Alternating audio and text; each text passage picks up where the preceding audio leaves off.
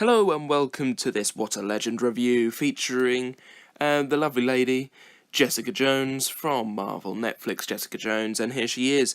It's a really good figure, as you can see. It is Jessica Jones, and that logo is very big. We don't get the sort of Jessica Jones name underneath. We do, however, get the Legend series logo, the big Jessica Jones logo, and a lovely large window display, as well as the Build-A-Figure Man-Thing and the Jessica Jones spot varnished logo on top, which is a logo that we never see in the show or anything, but it's still a cool logo anyway. On the sides we get pictures of Kristen Ritter as Jessica Jones, and on the back we have Jessica Jones' product shot, as well as write-up in all sorts of languages, except for the ones I've previously mentioned, and I don't think it's there in Swedish. I could be wrong about that one. I could be. Genuinely. Anyway, we also get who else is in the range, as well as the Man-Thing, Build-A-Figure, and where you can get all of those different things. And that bit's spot varnished as well, which is cool. But you didn't come here to know all about a box, you came here to know about the figure, so let's open it up and take a look. And here she is. There are minor gripes with this figure. I will go over them when they come about.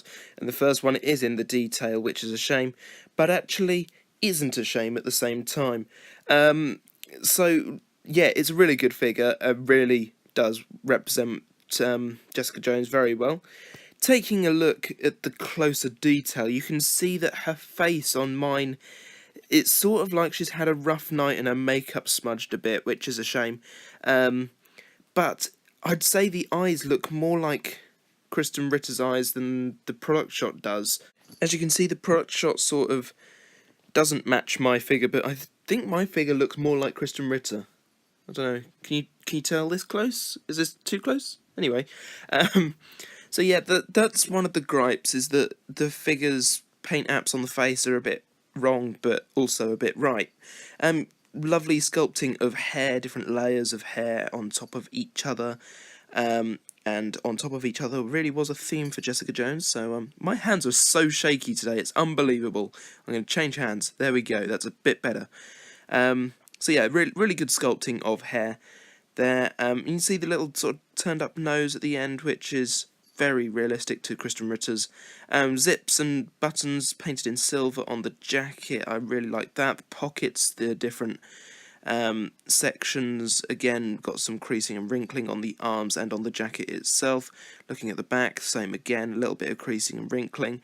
Does sort of look leathery. I'm liking the choice of plastics used there. Then coming down, we've got her fingerless gloves, which are awesome.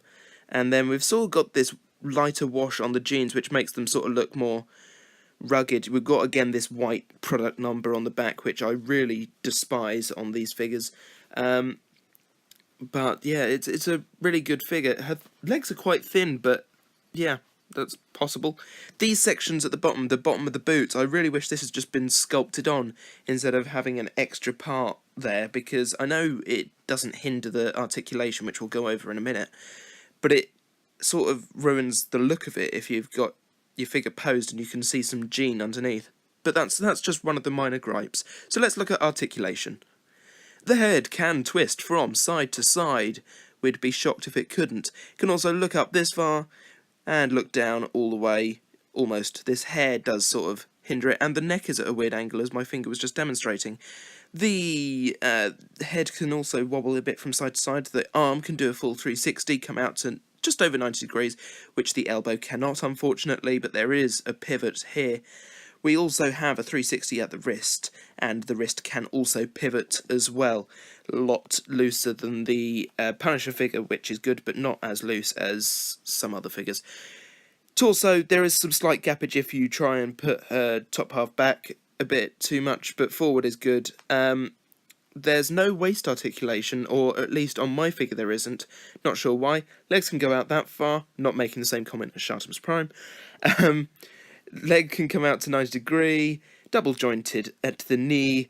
We also have, don't know what I'm doing there. There's a 360 at the top of the leg, which I haven't demonstrated for some weird reason. I've missed it. There's upward, downward at the ankle, and there's also ankle pivot, which is wonderful. I'll get the hang of this one day.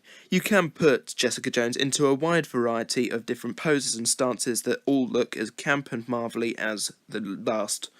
So, yeah, it should make you very happy. Hopefully, if you're into that sort of thing. Doing a quick size comparison, you can see that Jessica Jones is the smallest of the three that I've reviewed so far, so the Punisher is still the tallest. He is a very big person. Tall, that is, not wide, but yes, well done to him. Shall we take a look at the accessories, because there are very few? All we get is the Build-A-Figure piece of Man-Thing's torso. Now, I think the right choice here of putting the torso in with Jessica Jones, because she doesn't have any other accessories. I do, however, wish she came with her scarf and possibly her camera. That would have been better, or even some case files. But the Man-Thing Build-A-Figure is coming along nicely. You can now see the sort of thing we're going for here once it's all done. It is going to be very big. In hand, this is quite a large piece we got with this figure, so yeah, it's still not the figure we wanted. I'd have preferred a Kingpin Build-A-Figure, but it's the one we're getting, and it'll look okay, I suppose. So, overall, what do I think of this figure? Well, I really like it. Obviously, there are the gripes that I have mentioned, and I do wish you to come with some accessories, like the scarf I said earlier. But yeah, overall, she doesn't need that many accessories. She is strong on her own. She doesn't need tools or anything like Punisher needs guns or Daredevil needs his sticks.